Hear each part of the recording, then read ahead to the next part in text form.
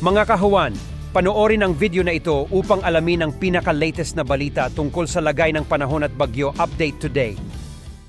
Ang huling lokasyon ng Bagyong Uwan ay nasa katubigan na po ng Bacnotan sa La Union. So nakatawid na po ito ng kalupaan ng ating bansa at ngayon ay patungo na sa bahagi ng West Philippine Sea dahil humina nga yung Bagyong si Uwan matapos tumama sa kalupaan ng Aurora. Sa ngayon po ang kanyang lakas ay nasa 150 kilometers per hour malapit sa gitna. Ibig sabihin po nung nasa gitna, yung nasa may gilid po kasi nung sentro ng bagyo, yun yung eye wall, yun yung pinakamalakas na lugar po or bahagi ng bagyo. Kaya binabanggit natin na nasa 150 kilometers per hour yung kanyang pinakamalakas na hangin. Samantala yung pagbugso, ito naman ay nasa 230 kilometers per hour. Tinatawag din itong gustiness. Ito po yung mga biglang malalakas na hangin na dala pa rin ng bagyo. At ito'y kumikilos pa kanluran, hilagang kanluran sa bilis naman na 25 kilometers per hour. Makikita nyo po, no? So nababawasan na po yung mga lugar na may mga kaulapan. Kaya po posible po na mamayang hapon or mamayang tanghali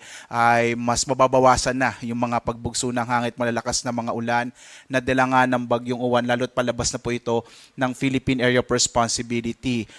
Tingnan po natin muli yung pagtama ng Bagyong Uwan dito sa may bahagi ng Aurora na nakuhanan po base po sa ating Baler radar. So makikita nyo ito yung sentro, malawak yung mata ng bagyo hanggang sa ito ay tumama dito sa may area ng Aurora. At nung tumama po ito sa may area ng Aurora ay nabasag po yung sentro ng bagyo.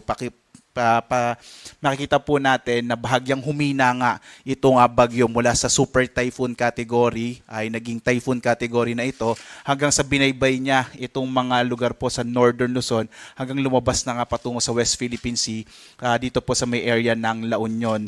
Tumama yung sentro ng bagyo, ito po yung una niyang landfall dito sa may area ng Dinalungan sa Aurora around 9:10 kagabi po at posible pong lumabas ito ng Philippine Area of Responsibility mamayang madaling araw or bukas ng madaling araw po ng Martes. So Martes ito maaaring lumabas ng Philippine Area of Responsibility at posible pa rin, no? Makikita nyo po sa track natin, maaring pumasok ulit ito ng Philippine Area of Responsibility madaling araw ng Huwebes. Pero makikita ninyo, ang maapektuhan nito ay yung bahagi ng Taiwan. Kapag ito'y muling pumasok ng PAR, posible pong magkaroon ulit tayo ng epekto yung Bagyong Uwan. Pero most probably po dito na lang sa may bahagi ng extreme northern Luzon, yung area po ng Batanes, ang maaring maapektuhan pagpasok po muli ng bagyo. So muli po, no, inaasahan natin na mamayang hapon hanggang gabi ay unti-unting lalabas na po ng Philippine Area of Responsibility ang Bagyong Uwan at Huwebes muling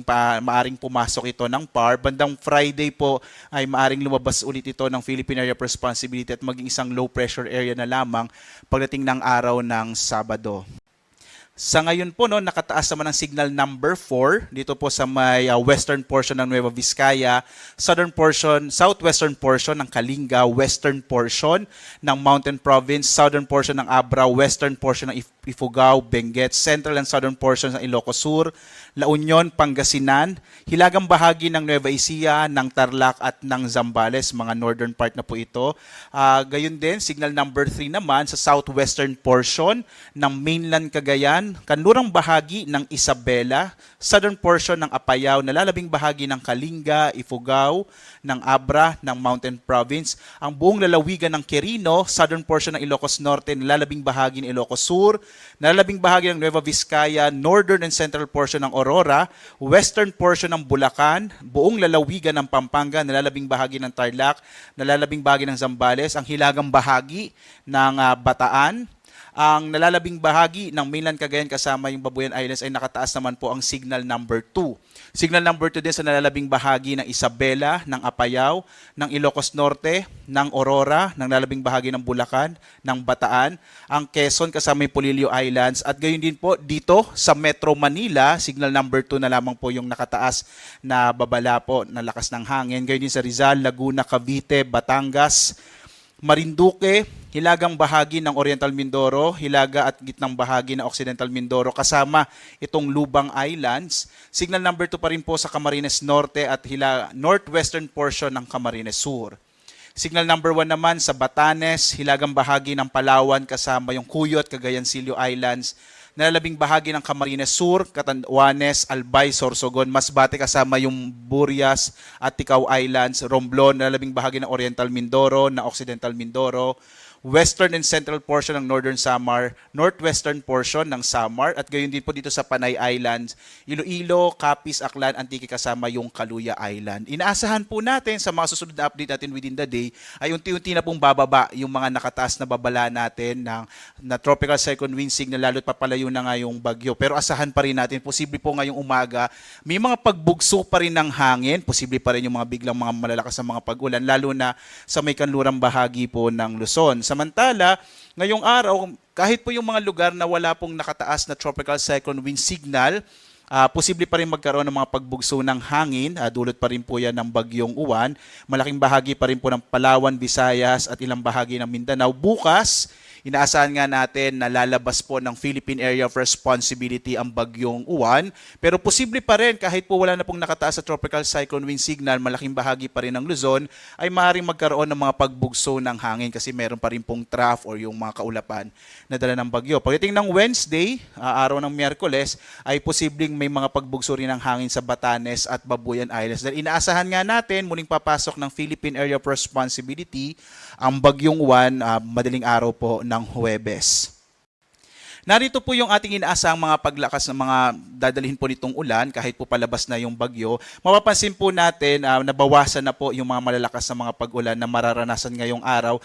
Nakikita po natin posible yung malalakas na mga pag-ulan ngayong umaga hanggang tanghali. Pero pagdating po ng hapon, posibleng mabawasan na yung mga heavy rainfall, no? Posibleng mga light to moderate rains na lang yung mararanasan sa malaking bahagi ng Luzon. Magbantay na lamang po itong nasa may kanlurang bahagi ng Luzon, itong Ilocos Region area at sa may western section ng Central Luzon sa Zambales. Posible po kasi dahil yung trough nito ay maaring magdala pa rin ng mga hanggang malalakas na mga pag-ulan na maaring magdulot ng mga flash floods and landslide. Pero ngayong araw, posible po bandang tanghali or hapon, malaking bahagi na po ng Luzon ay makararanas ng mababawasang mga malalakas na mga pag-ulan.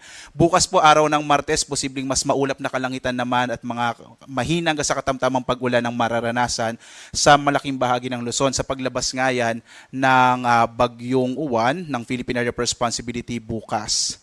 Samantala po, meron pa rin tayong inilabas na storm surge warning, particular na po dito sa may kanlurang bahagi ng Luzon. Posible pa rin yung more than 3 meters sa taas ng alon po sa baybay dagat. Kaya mag-ingat pa rin po yung mga kababayan natin dito sa may western section ng Northern and Central Luzon, kung saan posible pa rin magkaroon ng mga daluyong or mga malalaking pag-alon sa may baybay dagat. Mas mataas kaysa sa normal na mga pag-alon sa may coastal areas po ng Luzon.